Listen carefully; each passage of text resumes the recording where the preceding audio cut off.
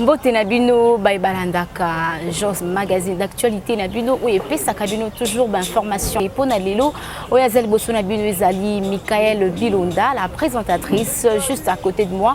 Nous avons monsieur Alexis Tiamala Kabungu. L'originalité, on a bien Bongo, pour y attendre, Makamdenge Sengeli. Alors, sans plus tarder, je tiens d'abord à remercier Inès Toumba, l'administratrice, et pourquoi pas remercier aussi Jancy ainsi que LB qui sont tout justement derrière la caméra. Mbote maman Michael Bilonda.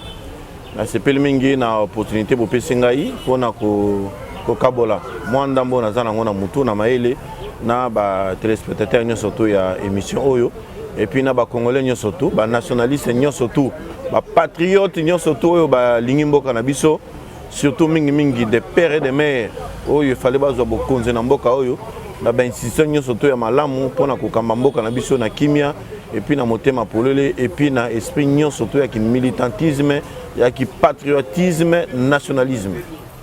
Merci beaucoup, Moulambuka, pour la présentation. Na bandi, pour comprendre qui est M. Alexis Tiamala et pour comprendre déjà de quoi il s'agit pour la journée à l'élo, topé mon collègue à l'élo et pas ignon sur Bosso Landabiso. Alors, M. Alexis Tiamala, pour permettre un gars, tous les nous manifestations et salamina à stade de martyr, Oyo, Balobi Bongo, sortie officielle, il y a Union sacrée de la nation. Que pensez-vous de cette sortie officielle? Non, ils allaient qui. Et la sortie officielle, il y a Union sacrée pour la nation. Et la qui pensa Chitunga wo. Et la qui pensa Chitunga wo. Bana Union surtout en Mboka, ba Congolais. Ba sangana qui joue on pour répondre positivement à un appel. Il y a Union sacrée. Ba parti politique est belé et manifester bonne volonté na bango. Bandimi kozala du bon côté de l'histoire ya Mboka. Que le loyo Congolais moko de père et de mère à Simbi Mboka. Okobundisa pour nani.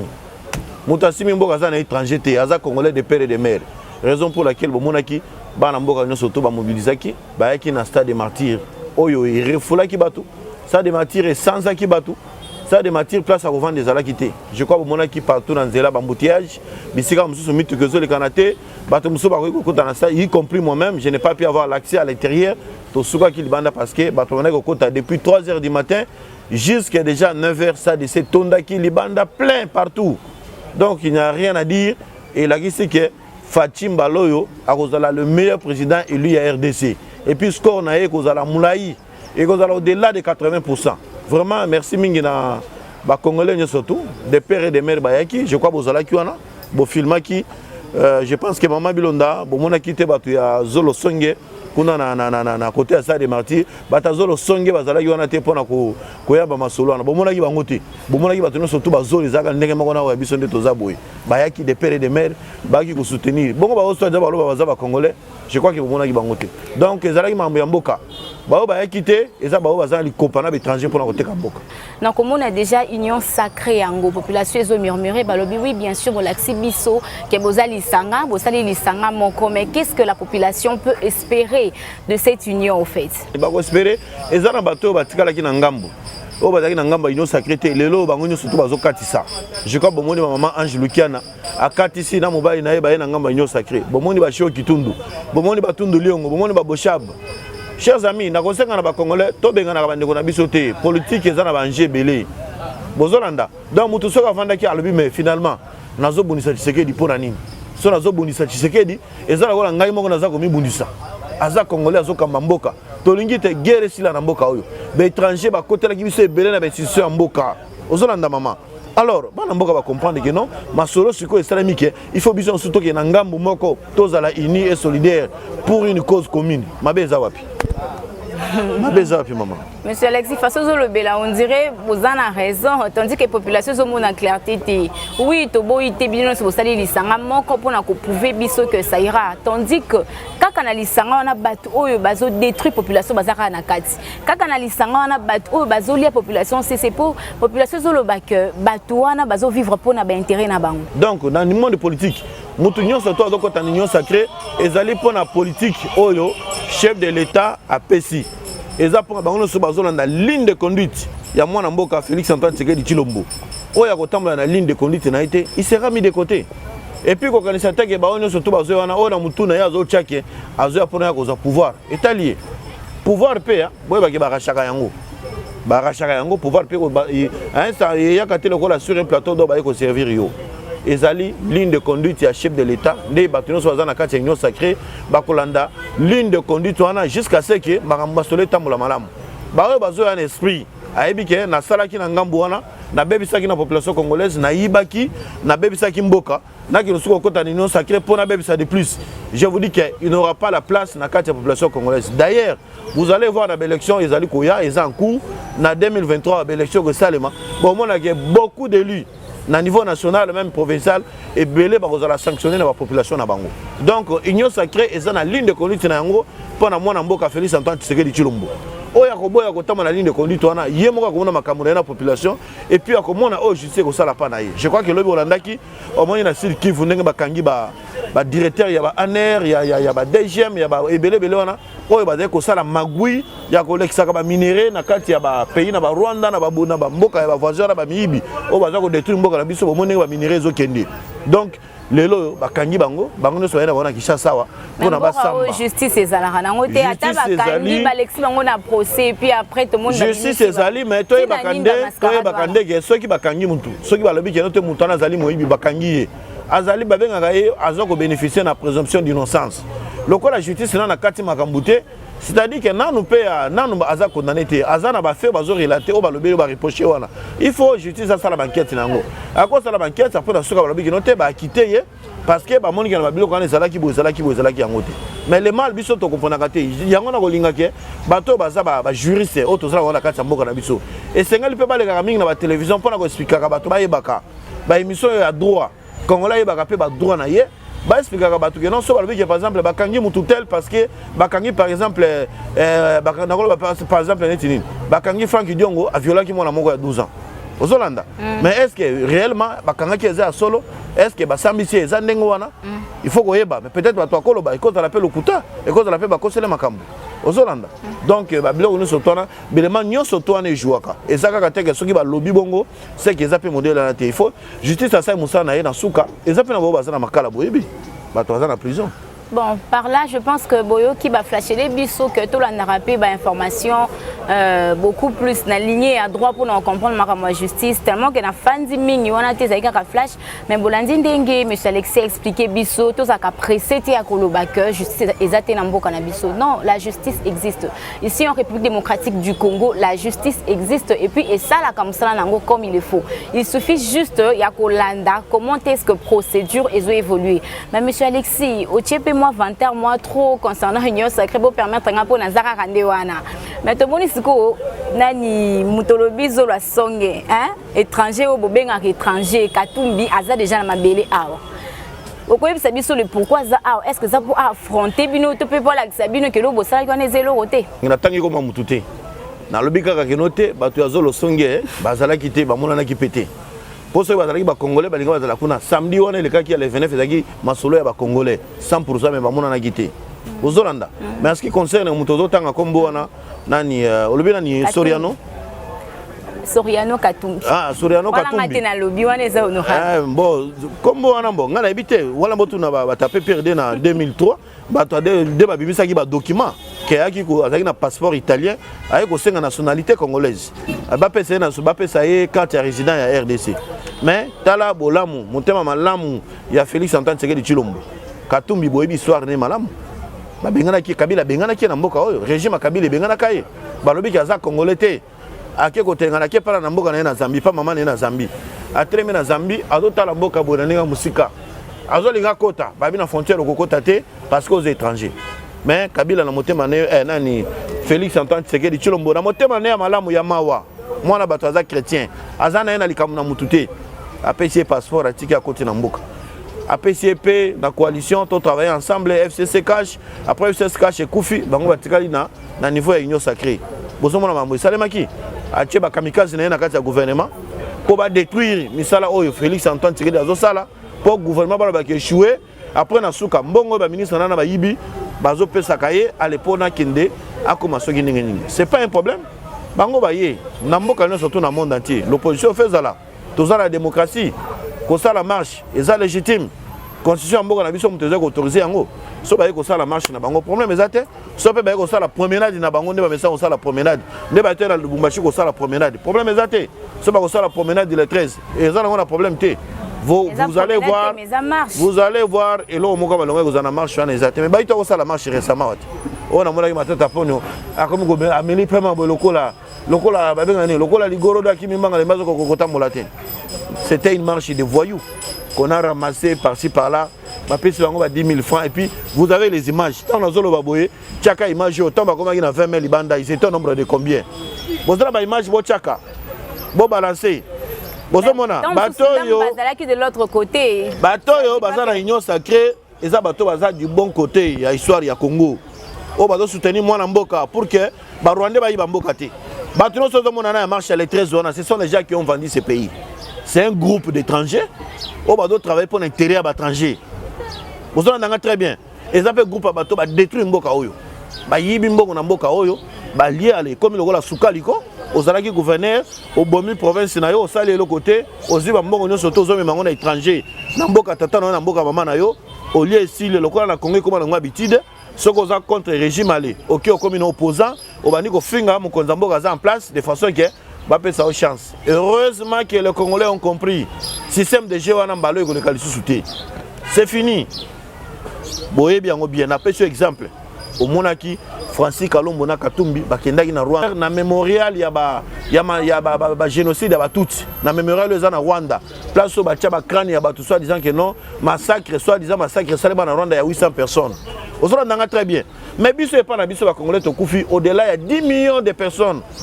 Génocide de Saïman Namboka Nabiso. Jusqu'aujourd'hui, la communauté internationale reste muette. On n'en parle pas. Bato Koufi Namboka Nabiso. Tile Bado Koufa. Rapport mapping yé, Bangomoko Bamindele Baye Basali rapport. Balobike. Bastangi na bato baza complice na Katia Massa. Batangi Paul Kagame.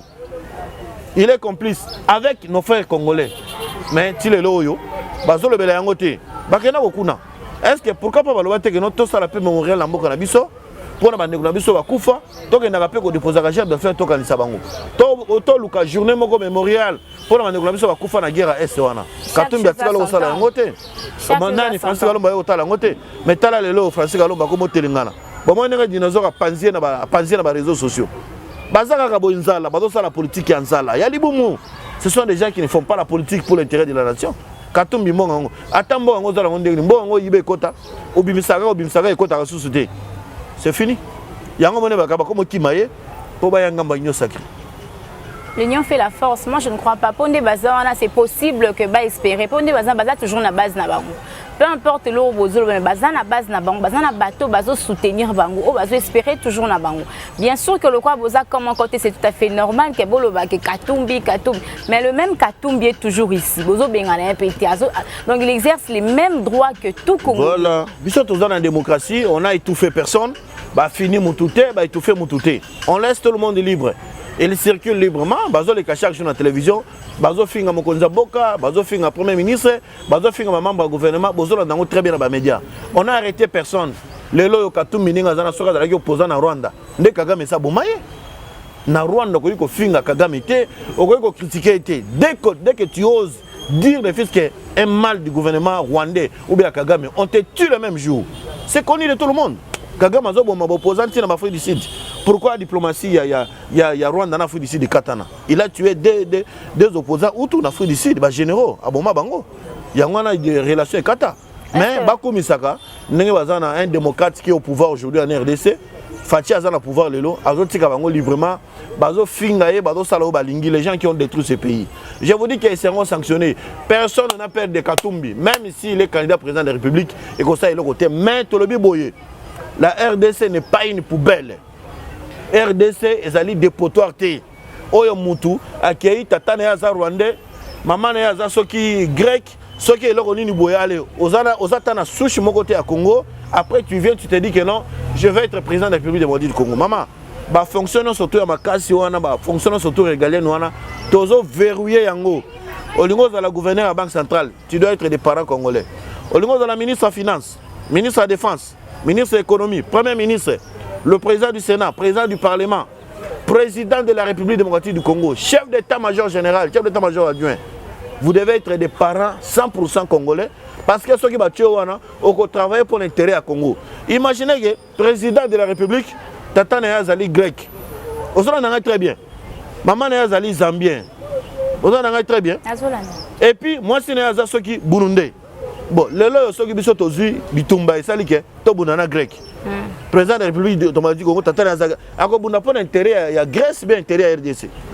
Akabona pour l'intérêt ya bande ko na pour na mboka na biso te betala investissement nino bazana na mboka na biso basali ba izini nino ezali o batongi lelo na mboka batiki nde tozo ko mona mais c'est grave, c'est triste. Michael bana mboka vraiment ba politicien congolais basila soni toza donc soni ezate et puis c'est malheureux ça passe si je vous dis. Je vous donne tout un petit exemple. Vous savez très bien. Bande ko na ngai bokene na hôpital ya Mabanga. Hôpital à Mabanga c'est la yolo awa. Les hôpitaux yo et soignaka banémique. Auto benga na bateau bazana maladie à SS. La première dame maman Denise Nakirou est allée là-bas pour la la don ya ba makila mais ce qu'elle avait vu là-bas, cette dame a pleuré. Elle a eu mal au cœur. Donc il retourne à l'hôpital à Mabanga, bazo tongango tel étage monene. Étage monene bazo tongo hôpital à Sika na Mabanga. Hôpital est Salema depuis quelle année? À salle hôpital à Mabanga pour comme hôpital privé. Beaucoup de hôpital géré la maman et moi. Le lot maintenant sur la chasse à comment gaga. Soit bâti on a maman et moi, c'est ok au koufa. Mais on a profité de construire des hôpitaux privés pour des intérêts personnels. Mais je suis un homme d'État et un homme public. Je dois travailler pour l'intérêt de ma patrie ou bien pour mon intérêt personnel. La politique congolaise basi la soni bandeko na ngai. Mboka za ko koufa na niveau moko on n'a pas d'idée. Botra mama ba fonctionnaire de l'État. Plus de 150 000 fonctionnaires fictifs. Batoualier Kabambongo. Ozomona kaka directeur de la fonction publique. Directeur Ango, Ozomona, Bayaka na Mituka. A côté de Mituka, la distance à 500 mètres. Mais il y a un peu de mobola, il immeuble de notre Ozomona et Nagishasa. Mais c'est dû à quoi? Mais qui m'a eu gestion Zalaki Mabé. C'était la très mauvaise gestion. Mais les lois au Monique, avec Fati, IG Faza Bazolanda, partout Bazolanda. De ordre Zozonga. Bon qui va directeur 4 ans déjà fait un mandat. Mais la gestion devrait déjà. Mais non, mais quand même, il y a quand même des bons signaux. Sauf par exemple, à 73 millions de dollars et chaparanake dans le trésor public. Chaque mois pour nous fonctionner de l'État. Nous avons 4-5 places. Batebele Bazar chômeur. Au bout de l'autre, engagé 150 000 fonctionnaires. Mais c'est beaucoup de choses. Sans côté bateau Bakoufa. Nous avons 6 fois, 6 places. Entre-temps, Batebele Bazar chômeur. Mais on n'est pas des banquiers. Je crois que même si Jésus rentre aujourd'hui, les Congolais vont faire modèle. Comment Moutakufa, les familles ne vont pas chômeurs, nous avons beaucoup de chômeurs. Mais bino botia balisa yokuta bolia kabato bozoto ngabanda ko immeuble les mata bokom na bana basi belé ba jeune fille à l'écaté. Mais c'est malheureux. Et c'est juste quand cette patience sur la population bozalango tikan parce que toujours na rosé là. Oui, ça ira. Mais délai nango quand parce que jusqu'à là rien ne marche d'après la population. Rien ne marche parce que misalaté banzela et l'autre côté. En tout cas, c'est na le belapé histoire il y a le nouveau DG Aoutiko Kende qui n'a même pas fait une année, un Congolais d'ailleurs parce que mes sélections singa que pour exercer fonction mon kobo na mboka il faut à la Congolais mais quand on est Congolais, est-ce qu'on bénéficie aussi de ces postes en question? Kaka bino moko ba Congolais bozo tout kalisu sous Congolais mais ceux qui sont étrangers bozo privilégiés. Vous comprenez pourquoi même que les étrangers bazo na bango place na mboka? Mais de quoi est-ce que vous avez reproché le dernier DG et qu'est-ce qui vous rassure que Oyaza récemment nommé, il fera mieux que celui-là? Le DG de quelle entreprise? De la SNEL. Madame, je crois que vous avez suivi son interpellation au niveau du Parlement. Nabélément Bassenga qui a répondu en haut. Il a pris des choses à la légèreté. Ça nous dérange. Vous savez, aujourd'hui à Kinshasa, ils ont passé la commande. Je crois qu'on l'a dit dans la télévision. Bakable Yawa, Bakable Ye Belé na Kingaboua. Vous avez vu dans les médias, chers amis, Bakable ko alimenter une affaire Yaba. D'accord, peut-être qu'il y a 5 000, 10 000, 15 000, 50 000 populations. Bakable Ya ils vendent dans Ngobungo. Mais ça, ce n'est pas saboter les efforts du chef de l'État. Monter Mamabé. Ceux qui ont match, ils allaient au match à Léopard. Ou bien Barça Zobeta Juana, ou bien Classico Morezali à Barça Real. Où on a courir et ça au Qatar. Pour Nani, parce que bayoka la ngana bato ba terrasse bata babar bakata ka bakura po bato babingo na bandaku bakende ko sa nini kolanda match na ba terrasse bazo pesa bango bambungu. Mais je vous ai dit, je viens de vous dire, c'est le chef de l'État Fathi qui donne sa ligne de conduite. C'est lui qui ne respecte pas ça. Donc mettez-vous de côté. Que vous soyez des pères et des mères congolais, on va te mettre de côté. Ce n'est pas dit que si vous êtes des pères et des mères congolais, des parents congolais, on vous donne un poste, c'est-à-dire que pour faire de n'importe quoi. Non. Vous tapez à côté, on vous met de côté. On a un makala ngunza. On ne peut pas parler du développement. Ça, on a vu l'autre fois à Bokei, Bozomona na Chopo, Badosala, Nzela, Ezobanabana na Chopo, Tina na Nord Kivu, Tina Maniema. Et pas na Mbujima na Chilengi. Bazo qui nous lancé, Nzela Zobanabana na Mbujima, il est qui na Chilengi, et qui est Tina Kabinda. Nzela Bani na Mbujima, Kananga, Kalamba Mbuji, Tina Angola. Donc, Biloko Zobana Outa Angola et Zoyaboui. Les Congolais étaient mal habitués. Je crois que les gens sont habitués au vol. Mais, discipline, on est en train de changer petit à petit la mentalité des gens. Je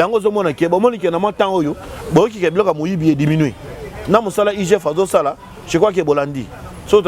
L'État. Et comment on va mais bon, on est quand même, moi, on a pu se mobile à Sali, à récupérer ma villa et belé à l'État, ma boca bat. Et belé. Oh, l'État, par exemple, sur Bozuna Gombe, n'a comment l'État en valeur, et villa, moi, en valeur à $20,000.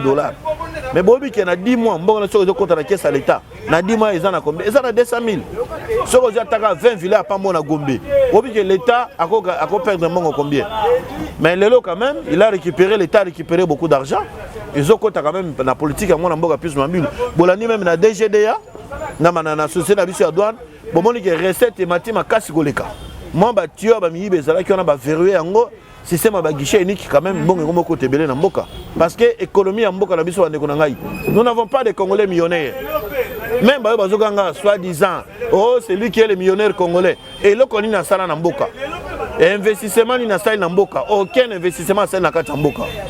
Tozolanda les lois quand même besoin mon volonté zali économie en mboka ici maman en mboka étranger aucun maman ba chenchar bien ba Thomson et kota kana niveau ba port ba matadi kuna na ba Congo ce sont les étrangers ba société belé za étrangers pour qui ka na ville là ba magasin ba société belé étrangers les Congolais n'ont pas l'esprit d'investissement chers amis mbongo na biso ezaka ya ba Congolais bazo mbongo investissement mo exactement na ki mutazalaki ministre mutazalaki député après quelques jours s'il n'est plus député il n'est plus ministre mbongo c'est Sili atikala ka boloko la zoba moko boye akomi mandian kotambola na église kotambola partout ko senga ka bato économie mboka za mboka étranger raison pour laquelle vous allez voir que tous dans la difficulté nous sommes en train de souffrir parce que soka bango bato na ba simbi mboka la biso étranger wana soka ba kangi ba fini kaka boye dollar ningani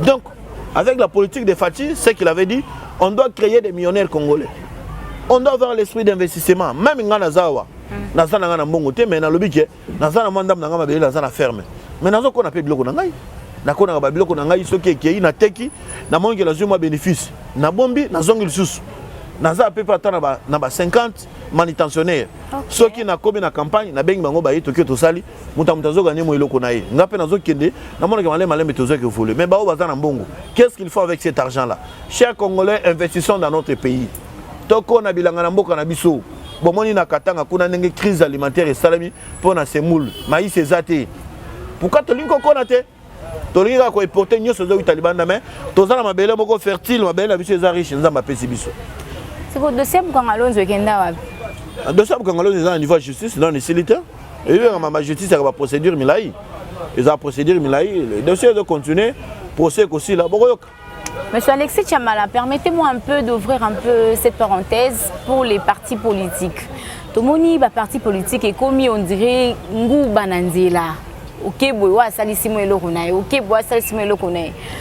Tous ces genres de structures sont encore bien en bongo. Est-ce que ils ont apporté un plus la population? Tous ils ont nuire dans la population et la population na embarras. Tous ils battent. Tous qui na oyo, tous na oyo. Ils ont banati. Donc talala la muki. Atalaza la moi base na 10 personnes. À salisi a parti politique. Qu'en dites-vous de ça? Bon, créer un parti politique, la loi n'interdit pas. Que ça, la parti politique qui m'a excité, mais pour mes alliés, objectif, on a la parti politique. Alors, ça n'a pas d'intérêt. Et qui peut décerner ça? ezaka la population yemoko soki bomoni ke moto azana pa ata le lo soko lingi aucun ministère intérieur au sali ba formalité na yo rempli ba kopesa parti politique mais but wana ozo créer parti politique ezali pour servir la nation. On adhère à un parti politique, on crée un parti politique pour servir la nation et non pour se servir des poches. C'est pourquoi vous voyez beaucoup sont en train d'échouer. Beaucoup ont des partis politiques mais ils ne savent même pas pourquoi il a ces partis. Pourquoi il est dans ces partis. Beaucoup ne savent pas. On adhère à un parti politique, on crée un parti politique par rapport à l'idéologie. Il y a des partis politiques qui ont côté formation idéologique exatée et là on exaté voire même un slogan bah membre n'ango bah éviter parti président na membre était mais soit disant qui a créé en soit pour un objectif personnel à l'inaka député à ba ministre pour azoka mbongo ko lokola ba ligablo. Ça nous disons non. Mais à qui peut sanctionner ça? Qui peut sanctionner? C'est la population yemoko. Il y a côté là que non, voilà, ça c'est vraiment un vrai parti politique que tu peux évoluer, ou les autres travaillent pour l'intérêt en Boka. Mais parti politique, parce que ça c'est un parti d'aventuriers, il y a Besco, tu peux donc. Nous sommes libres, tous dans la démocratie.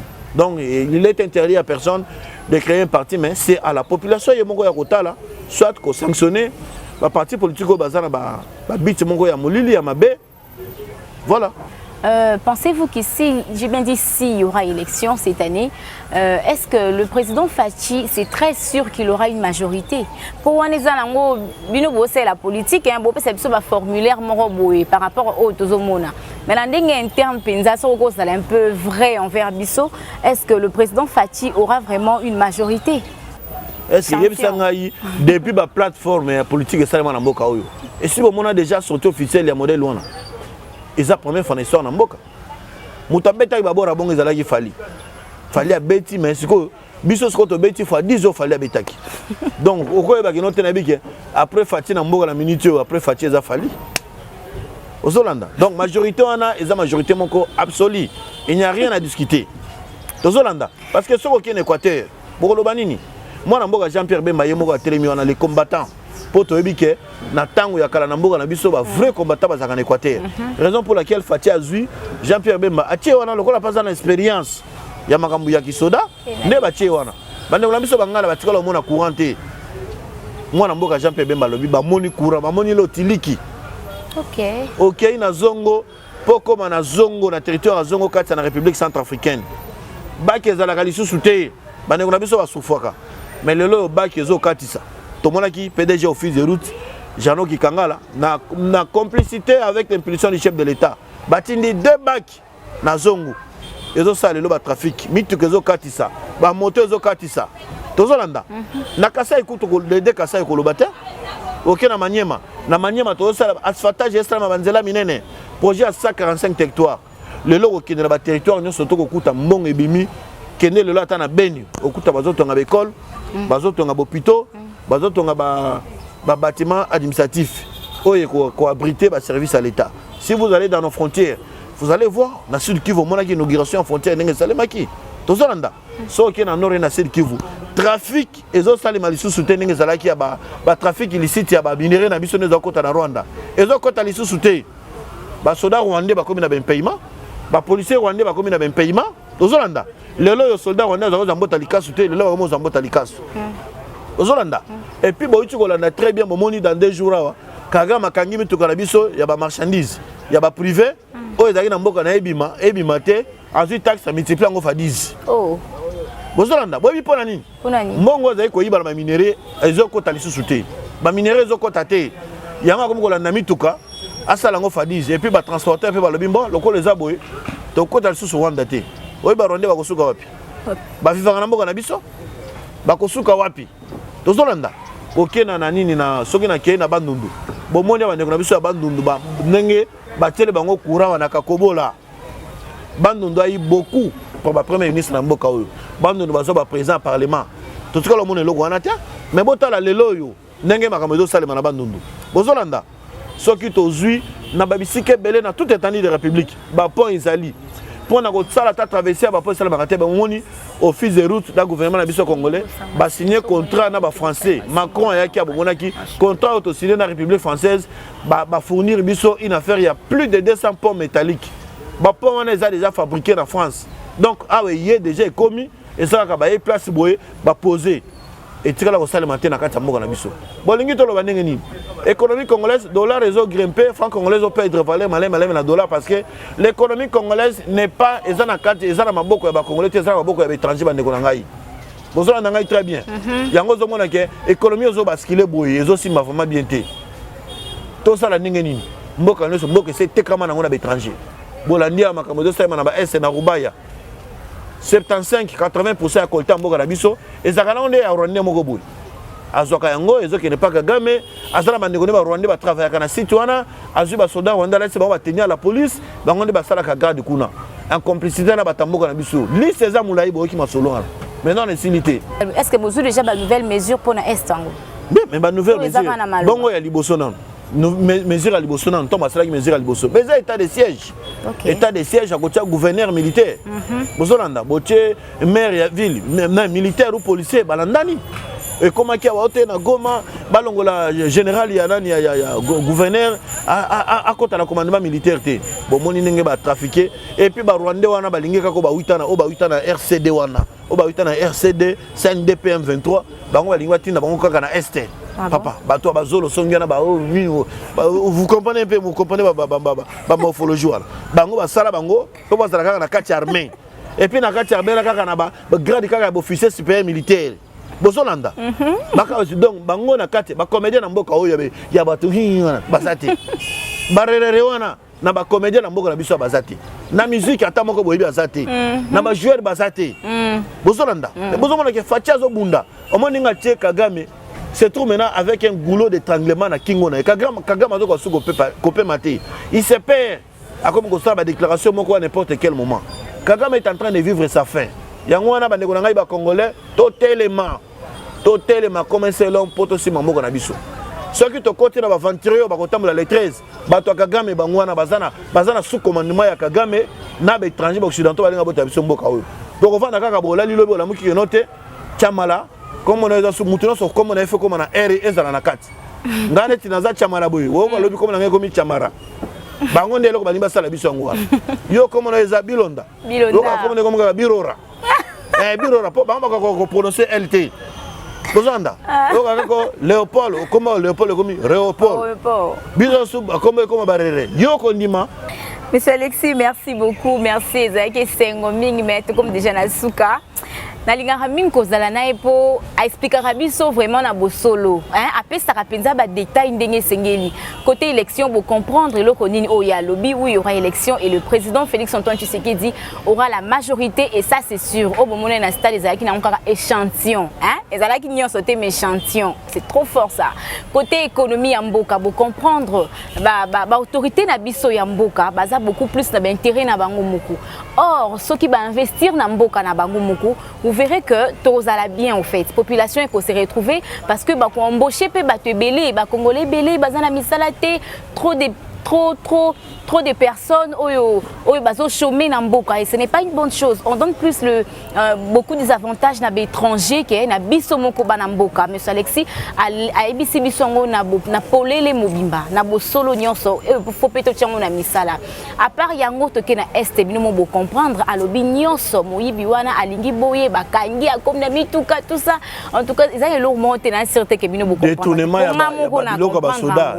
Moyibo ezako sama na est basoda mbonga basode ko makate ba ratio basode ko makate lelo makambo ani sili ba tuerie na SCP diminuer yango moni prochainement ceux qui nous sacré dans la manifestation toko kena na aéroport ya Ndolo ou bien aéroport international d'Indil parce que na stade des amukier mais pour na ko soki ça ba congolais to fongola misu nazo ko yebisa bido boy bozo mona mambo esale mamikolo yo OIF organisation internationale ya francophonie oye kambami na rwandaise soki mushikiabo roba Kagame yende aza secrétaire général akuna ba rwandais balobaka anglais mais bakio kozana complicité ya Kagame na ba français na ba Macron bakio kozana mushikiwabo wana roba soki wa Kagame ba tia secrétaire général la francophonie pour na koya koluka ko détruire mboka na biso bazonga ba ko sala audit ya fichier électoral pourquoi ba ko sala audit wana pour nani baka mboka na biso etali OIF l'élection na mboka na biso esale maka juste pour sunga bino sunga biso nani biso tona ba expert na mboka na biso te tozana ba audit te na mboka na biso toko senga boye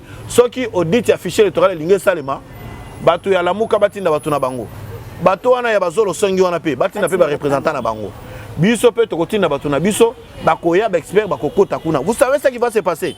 Ceux qui batu affiché, ceux qui batu ya ba OIF wana ba yowana ba Rwanda wana. So ba eko audito officiel na biso électoral, ba kokota na accès na ba donner na biso. Ba koza ba donner wana ba port ISB wana, ba sa nini? Ba kia nango, ba kia ko bakisa ba kombo ya ba rere na bango wana. Ba bakisa ba ndeko na bango ya ba Rwandais et puis pour pas compliquer ba donner électoral et pas na biso. OK. Sont des magouillères, sont des fois quoi ndé to lo ba na vrai lingala. Nazo ko ka kutu ko lo ba teke ba bibi. Ba wana ba za ba vrai fois quoi. Ils sont en train de chercher à saboter l'élection en Bokanabissou. Nous demandons au chef de l'État, nous demandons à notre gouvernement, NON, nous disons non. Il y a audit, il y a OIF, il y a donné un fichier électoral, il y a Senito Boy. Tous en Amboka Nabiso, majorité des alliés, opposition des alliés, société civile des alliés, Batawatouati n'a pas représentant à Bango, pour n'a pas qu'il nous audit, il y a fichier, en tout cas, c'est une bonne chose. Merci beaucoup, monsieur Alexis. Na ba matière na yo, il est important. Ba matière abonnée pour placer dans l'ango pour ça. NON, Toboy, ba étranger, mon encore boye, ba ya pour base en possession et affiché électoral. Mais plutôt, chaque parti, chaque côté, batinda ba représentant na Bango, ça serait vraiment une très bonne chose pour la population congolaise afin que les élections se passent dans une manière transparente. Voilà. Je tiens beaucoup à vous remercier. Merci pour votre attention. Merci beaucoup, honorable Alexis Chamala. Ezalaki sengo mingi pona ngai tokomi na suka est-ce que okopesa mwa mbote na mwa 2 3 4 personnes pour to clôturer émission oyo. Na opesa mbote na mingi na madame Nangai. Oya sala kapona zala te bozo mona ba stema iboye. Mon amour que j'aime beaucoup, Christelle Sibila Mbouyi. Na pesi ba na mbote ba Sharon, ba Tony ba Milton, ba Anse, ba Dan. Donc je salue tous les peuples congolais. Na pesi ba no somboka ba nationaliste et notre tout na pesi bino mbote. Moi mboka ministre d'État puis Mabilo, maman Brigitte, oya sala ka ba na neba zala toujours en forme. Harold de Badibanga, mais chaque mandat fou présent il y a CNC et puis beaucoup d'amis, respect. Na bino surtout ba na mboka boleke belé mais l'électeur na ngani surtout à limiter mon belé, limiter centre na Kingabwa. Na pesi bino bambote belé bana nyosa mwamba na pesi bino mbelé na bosanité ceinture kaka ndenge zala kaka trésor Tibangu et puis Papi Tabala Mutabala LB caviar yobi kaka roda donc coiffeur na ngai na pesi bino merci mingi et puis na lingi bino mingi vraiment tozali awa tozalaka toujours ceux qui ba journaliste Michael Aye azalaka pe maele mingi yango monique tout le temps to bana ozala to pesa na kamaele to sala moi éveil moko ya conscience pour na biso ya congolais de façon que mboka na biso te kamate mabelo eza mabele bakoko batikela biso pe to ko bunana yango pour to tikela pe bakoko na biso bakoko na biso pe merci bingi nzambe abatela biso nzambe pe abatela bino. Merci mingi ezala kibongo mwana mboka Alexis Chamala Kabongo oyo boyoki na bosolo bobiba et to comme déjà na suka ezala ki sengo pona biso ya ko informer bino pe ya ko yambela bino mwana mboka oyo boyebi déjà na yango na pesi merci mingi na agency o asibi caméra pour bilili oyebi mané bomoni pe na assistance ya LB hein o azamana très bien habillé en tout cas un grand merci pour l'assistance et je tiens aussi à remercier tous les participants au Baza Awa bien que les noms m'échappent mais un grand merci à vous pour votre assistance et un grand merci encore une fois de plus à l'invitation que monsieur Chamala a pu accepter pour cette émission et on se revoit à la prochaine édition ou encore émission. Merci de nous avoir suivis.